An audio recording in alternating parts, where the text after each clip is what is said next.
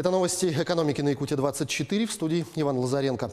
Михаил Мишустин считает, что в ближайшие 2 года в стране нужно создать систему адресной социальной помощи нуждающимся, поскольку сейчас льготы распределяются автоматически и вслепую, и деньги могут расходоваться зря. Существует огромное количество льгот, их сотни. Сегодня очень тяжело видеть, как эти льготы расходуются, потому что нет заявительного принципа. Есть принцип их автоматического распределения, когда вы не видите таргетированную аудиторию и куда они пошли, сказал чиновник.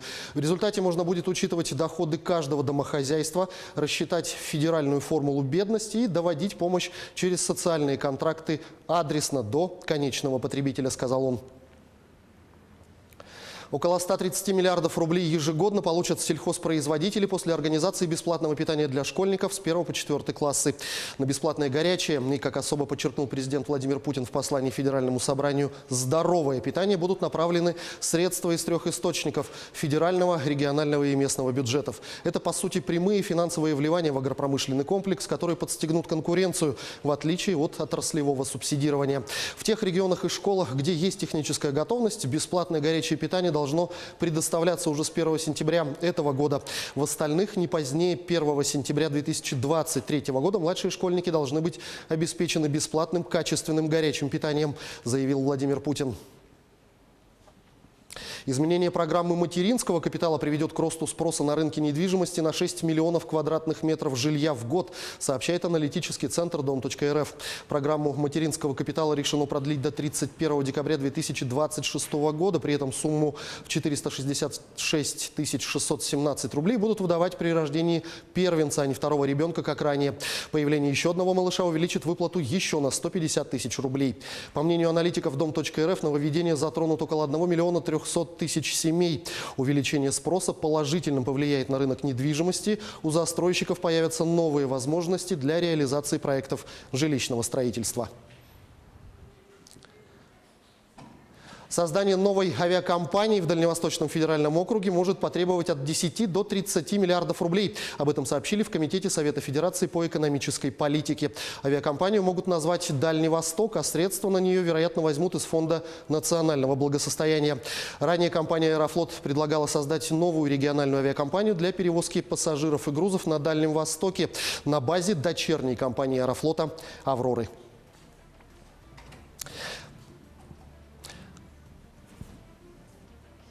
Правительство в период с 2020 по 2027 год выделит из федерального бюджета 127 миллиардов рублей на строительство атомного ледохода нового поколения «Лидер». Как следует из постановления правительства, заказчиком строительства «Лидера» является госкорпорация «Росатом», а застройщиком – федеральное государственное унитарное предприятие «Атомфлот».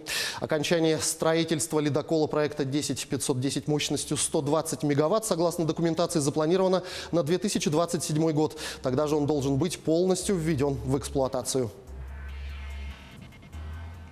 Глава Счетной палаты Алексей Кудрин считает, что только меры по борьбе с бедностью не могут обеспечить запланированный экономический рост в России. По мнению главы контрольного ведомства, для экономического роста необходимо предпринять также меры по созданию благоприятных условий для ведения бизнеса, по снижению ограничений, ликвидации бюрократизма и правоохранительного давления. Он подчеркнул, что это необходимо отрегулировать новому правительству в первую очередь. Ранее в Минэкономразвития заявили, что реализация инициатив президента позволит прибавить к росту ВВП 0,3% пункта в этом году. Согласно прогнозу министерства, в этом году российская экономика должна вырасти на 1,7%.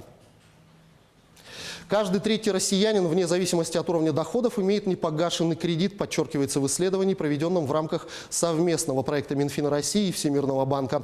При этом наиболее часто о наличии у них долга по кредиту говорили матери-одиночки в возрасте от 25 до 40 лет с 2 детьми 51% и семьи с 2 детьми 50%. Реже всего одинокие пенсионеры порядка 12%. Исследование показало высокую закредитованность малоимущих заемщиков.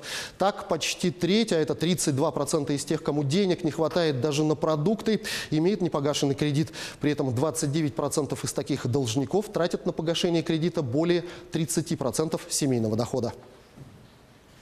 На этом у меня все. Оставайтесь в курсе экономических событий на Якутия-24.